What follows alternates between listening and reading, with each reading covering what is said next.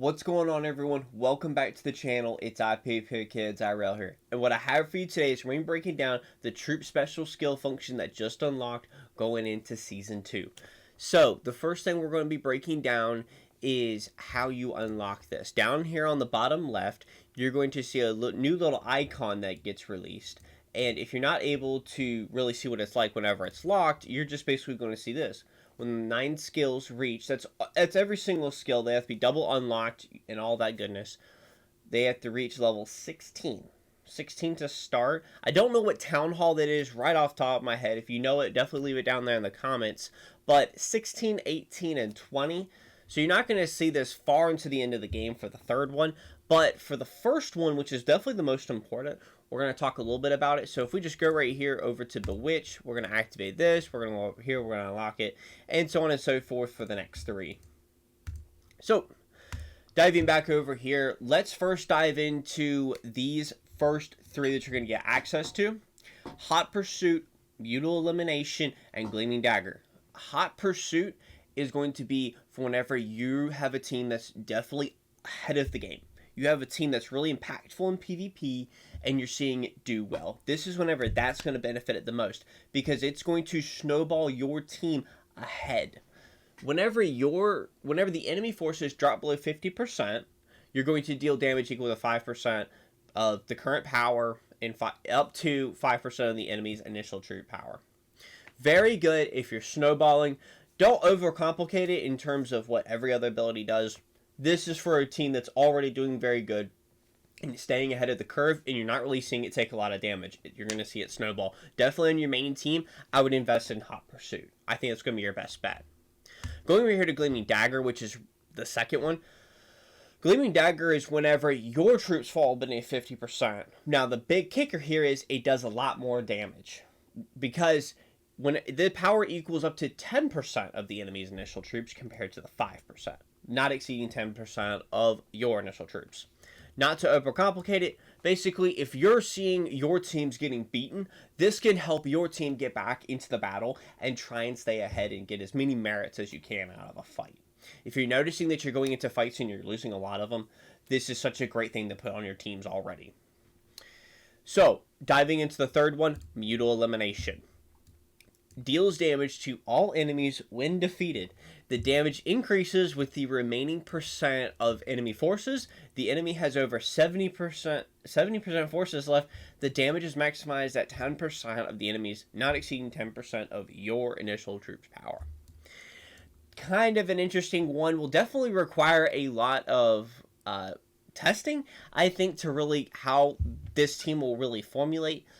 I think it'll be very useful for teams that are going to be utilized at tier 2, especially in the late game. If you are using teams to take strongholds, if you're using teams and people are sending troops after them, if you're trying to kite troops and you get caught, if you're trying to dive bomb an enemy team, there's a lot of situations where this can be useful. I just think that in terms of what you're going to be seeing in the early game, in PvE, Hot Pursuit's going to serve you best. In PvP, Mutual Elimination will probably have some very unique utilization. Whenever you send in, I kind of have like a little bit of a situation where I think it would be good. A winged Hussar team at tier 2 running around with Mutual Elimination. If this team gets caught, it doesn't really matter if it dies, because it can do up to 10% damage to an enemy team. That, in a unique situation, might be very beneficial whenever I have teams on the battlefield moving them around. If you have a lot of scouting, not necessarily like scouting teams, I would say, because you can see most of the people coming, but if you kind of want to, let's just say you had your main troop, right, on the battlefield, and you had 2 winged Hussar teams that ran in and dive bomb with Mutual Elimination, they're going to get killed pretty quick, and with that, your team might be able to bump ahead. I think there's some unique advantages to that. I don't want to dive into too much about speculation right here, but let's dive into the next, which is basically just defense. I don't want to overcomplicate this at all. Use your counter. If your spears go against archers, if your cavalry go against spears, you take less damage from any of the 4. I would just go with whoever you're getting countered against. I don't try and think too much about this one. Oh, I'm seeing more infantry teams, I'm seeing more this. Just get the one that you're going up against that's your weaker point. It'll help even out the battlefield whenever it happens. Third one, concealed troops, or I should say, really, this is just a damage buff based around the rounds that you're in. I think first strike and concealed troops here are going to be the most debated. I think delayed attack is a bit too late to see that damage boost be in effect. I think if it was closer to around 6 to 7%, I think delayed attack would have a little bit more value here. I think concealed troops and first strike are definitely the heavy hitters. Third and fourth rounds is really whenever you're going to see a lot of the preparation turns like the flame, maybe in abilities like Tiger Breach, things like that on a Richard. I think you'll see a lot of usage out of, especially control teams that get their CC started, and then in the third and fourth round, they're hitting for crazy numbers. This will only be an advantage to that. I do believe that first strike will serve very well on an assault team, right? You get a lot of that damage out there in the early game. Frederick is based off of doing damage while his HP is high. That's in the early game, first and second rounds.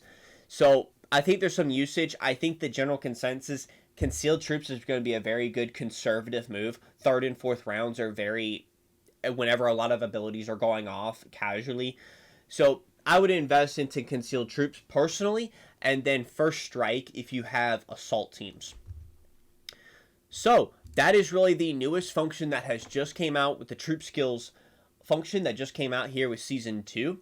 I don't know off the top of my head if it will be backwards unlocked in Season 1. I don't know that. If you do know, definitely leave a comment down in the section below and let us know if you're seeing this in Season 1 right now. But for now, it is only going to be accessible, from my understanding, going into Season 2. So definitely make sure you take a look at it. Definitely figure out which ones your team's going to work best with. And yeah, so thank you guys so much for watching, and I'll see you in the next one. Peace.